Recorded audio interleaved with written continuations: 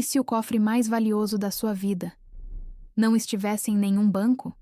E se a chave não fosse de metal, mas de verdade? Clara Montenegro segurava a frase que mudaria tudo. Cofre 14. Chave. A verdade que você teme contar a si mesma. As palavras douradas ainda brilhavam no papel, como se a tinta invisível guardasse não apenas um segredo, mas um desafio. O quarto estava silencioso, mas o coração de Clara batia forte, um ritmo urgente, como tambores distantes, anunciando uma batalha que ainda não havia começado. O cheiro do fósforo apagado ainda pairava no ar. Enxofre, calor, transformação. Clara soprou suavemente. A fumaça subiu em espirais delicadas, dançando na luz do abajur como memórias que se recusam a desaparecer. Ela olhou para as próprias mãos. As unhas, antes pintadas de um rosa discreto, agora estavam sem esmalte, naturais. Um detalhe pequeno, mas significativo. Como se, ao remover a camada de cor, ela estivesse removendo também uma máscara. A textura da carta ainda estava em suas palmas. Áspera, antiga, real. Ela fechou os dedos, sentindo o relevo das palavras como se pudesse tocá-las novamente. O cofre não é um lugar, disse Elias, a voz grave ecoando no silêncio como um sino profundo. Ele estava sentado na poltrona de couro, as mãos entrelaçadas sobre o colo, os olhos fixos em Clara com uma intensidade calma. É um estado, um momento em que você para de fugir do que sabe e começa a agir com base nisso. O cheiro dele, tabaco suave, café forte, livros antigos, envolvia o ambiente como um abraço firme, que não sufoca, mas sustenta. Clara respirou fundo. O ar entrou gelado, trazendo clareza. Dante abriu a pasta de couro envelhecido. O som do zíper foi suave, metálico, preciso. Dentro, documentos digitalizados, mapas, registros de cartório. Pesquisei todos os cofres registrados em nome do seu avô, disse ele, a voz calma, ancorando o momento. 12 físicos, nenhum 13º, nenhum 14º. Ele pausou, olhando nos olhos de Clara. Mas encontrei algo estranho. Em 1998, no mesmo dia em que o fundo foi criado, houve uma doação anônima para uma biblioteca particular, em Genebra. Clara franziu a testa. O nome Genebra ecoou em sua mente como uma nota distante. Uma biblioteca? Perguntou, a voz suave, mas firme. Elias assentiu, lento. Bibliotecas particulares, Clara. Muitas vezes são cofres disfarçados. Livros não guardam apenas palavras. Guardam segredos, códigos, verdades que só podem ser lidas por quem sabe onde olhar. O som de uma página sendo virada quebrou o silêncio. Dante mostrou uma fotografia antiga. Uma fachada de pedra, portas de carvalho, um brasão familiar acima da entrada. O mesmo leão. A mesma balança. Enquanto isso, em outro lado da cidade, Isabela Vence entrava em um táxi discreto. O couro dos bancos estava frio contra suas pernas. O cheiro do carro era neutro, limpo, mas ela sentia um odor fantasma, o perfume amadeirado de Gabriel, grudado em suas memórias como uma promessa quebrada. Ela digitou uma mensagem no celular. Precisamos conversar. Não é sobre o que você pensa. Enviou. Para Clara. O táxi acelerou. O som do motor era um ronco baixo, constante. A cidade passava pela janela em borrões de luz. Neon, faróis, reflexos.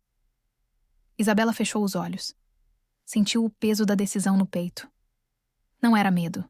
Era escolha. De volta ao apartamento, Clara pegou o passaporte antigo na gaveta. A capa de couro estava gasta nos cantos, macia ao toque. Ela abriu. A foto era de 10 anos atrás. O rosto era o mesmo, mas os olhos? Os olhos estavam diferentes. Mais leves, mais curiosos, menos assustados. Ela passou o dedo sobre a própria imagem. A textura do papel era lisa, fria. Genebra, murmurou. A palavra saiu como um sussurro, mas ecoou no quarto como uma promessa. Dante já reservava as passagens. O som das teclas do laptop era rápido, preciso, como uma contagem regressiva. Elias se levantou. O casaco de lã cinza roçou suavemente contra a poltrona. Ele caminhou até a janela. Lá fora, a cidade dormia, mas não completamente. Luzes pontuais brilhavam como estrelas terrestres. O céu estava limpo, azul profundo, quase negro. Clara, disse ele, sem se virar, a voz carregada de uma sabedoria que não pesa, mas liberta. O estoicismo ensina que não controlamos o que acontece. Controlamos como respondemos. Gabriel vai tentar te alcançar. Vai usar o medo, a dúvida, a história que ele escreveu sobre você. Mas você agora tem algo que ele não tem. A verdade. E a verdade, por mais que doa, é a única base sólida para construir qualquer coisa que dure. Clara assentiu. Guardou o passaporte na bolsa. O couro da bolsa era macio, gasto, familiar. O fecho fez um clique suave, decisivo. Ela olhou para Elias, para Dante, para o próprio reflexo na janela. Viu uma mulher de 52 anos. Não mais frágil, não mais invisível. Presente. Inteira. Estou pronta, disse. Não foi uma declaração, foi um fato. Uma verdade que nascia do peito e se tornava palavra. Enquanto os três se preparavam para partir, Isabela chegava ao prédio de Clara. O elevador subiu em silêncio, um zumbido suave, quase imperceptível. Ela segurava um envelope branco, sem nome, sem remetente, apenas um selo discreto, um pequeno leão. O coração dela batia forte, não de medo, de expectativa. As portas se abriram. O corredor estava vazio, iluminado por uma luz dourada e quente. O cheiro era de limpeza, de lar, de possibilidade. Isabela caminhou até a porta. Respirou fundo. Levantou a mão para bater. Mas parou. Ouviu vozes lá dentro. Clara. Elias. Dante. Planejando. Partindo. Ela baixou a mão. Sorriu levemente. Um sorriso triste, mas esperançoso. Deixou o envelope no chão. Silenciosamente. Desapareceu no elevador antes que a porta se abrisse. Clara abriu a porta minutos depois. Não viu ninguém, mas sentiu um arrepio na nuca. Um cheiro sutil de jasmim no ar. Ela olhou para baixo. Viu o envelope branco, sem nome, apenas o selo. Ela se agachou. Pegou o envelope. O papel era liso, frio. Ela abriu. Dentro, uma única folha. Uma coordenada. Um horário. E uma frase. Se você quer a verdade, venha sozinha. Clara leu. Sentiu o coração acelerar. Não de medo, de reconhecimento. Isabela. Era Isabela. Ela dobrou o papel, guardou na bolsa, olhou para Elias, para Dante. Mudei de ideia, disse. Preciso fazer algo primeiro. Elias a estudou por um momento. Seus olhos profundos, calmos, leram não apenas as palavras, mas a intenção por trás delas. Ele assentiu, lento.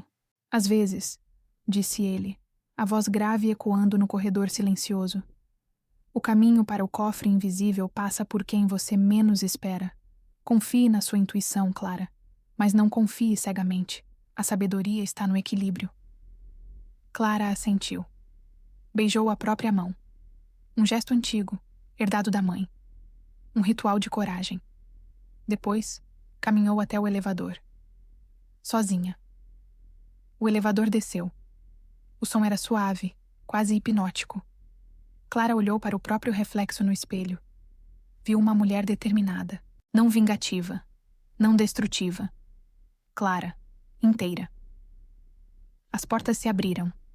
O ar da noite entrou fresco, trazendo cheiro de terra molhada, flores noturnas, possibilidades. Ela respirou fundo. Sentiu o peito expandir. Caminhou até o ponto de encontro.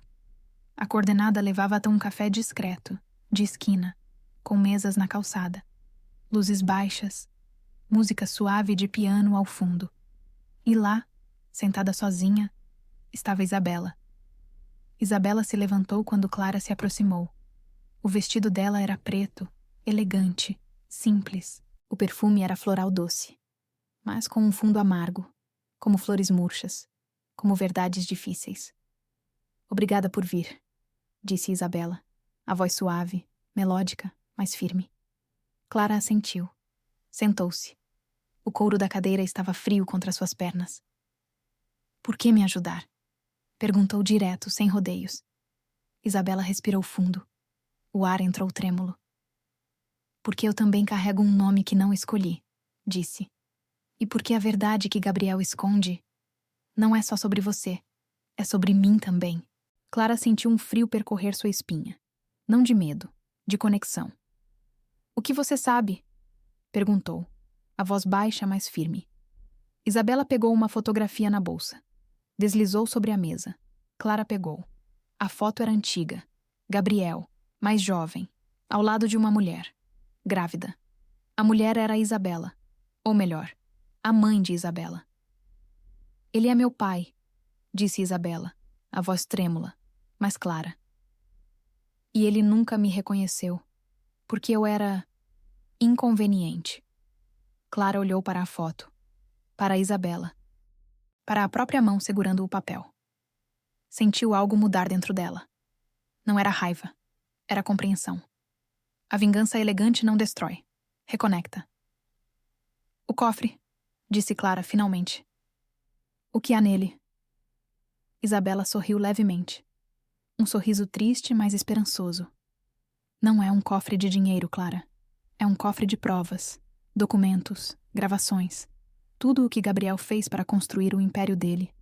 Sobre mentiras, sobre segredos, sobre pessoas que ele apagou. Clara assentiu. Guardou a foto na bolsa. O couro da bolsa era macio, gasto, testemunha de jornadas anteriores. E por que me contar isso agora? Perguntou. Isabela olhou nos olhos de Clara. Porque eu quero que ele pague. Mas não quero me tornar como ele. E você é a única que pode fazer isso sem perder a si mesma. Clara respirou fundo. O ar da noite entrou fresco, trazendo o cheiro de café, de chuva distante, de possibilidades. Ela olhou para Isabela. Viu não uma inimiga, não uma aliada cega. Viu uma mulher. Ferida. Corajosa. Escolhendo. Vamos juntas, disse Clara. Não foi uma oferta. Foi um fato.